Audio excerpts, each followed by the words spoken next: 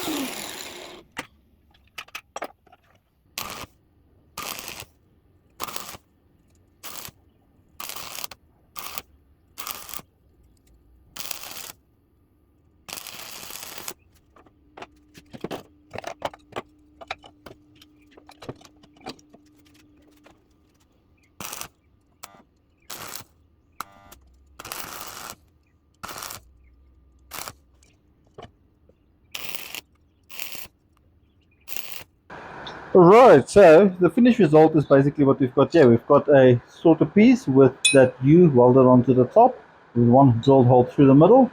The bigger one, the bigger tube with a multiple amount of holes in it. This is about 1 inch apart, all the holes that I've drilled into it, with a U at the bottom as well. So the idea is simple. This simply goes into the other one, or the one goes in the other one. And obviously wherever, like you saw, I bent the bolt and I put in a keyring there. And wherever the appropriate height is reached, I just put this through to keep them in place, like so, and that will not be able to move. So let's go and see how this works exactly. So first of all, if you're going to jack up your vehicle with your trolley jack like this to the appropriate height, let's just do that quickly. Now obviously this would be dependent, the height of this would be depending on how high the vehicle is that you want to lift, or the majority of the vehicles are that you want to lift. So let's have a look. We'll put the one U at the bottom, on the bottom shaft of the trolley jack like so, and the top one will be put onto the top part there, the shaft on the top part of the jack like so. And that would not yet be tightened, but obviously the car's weight will be on top of this.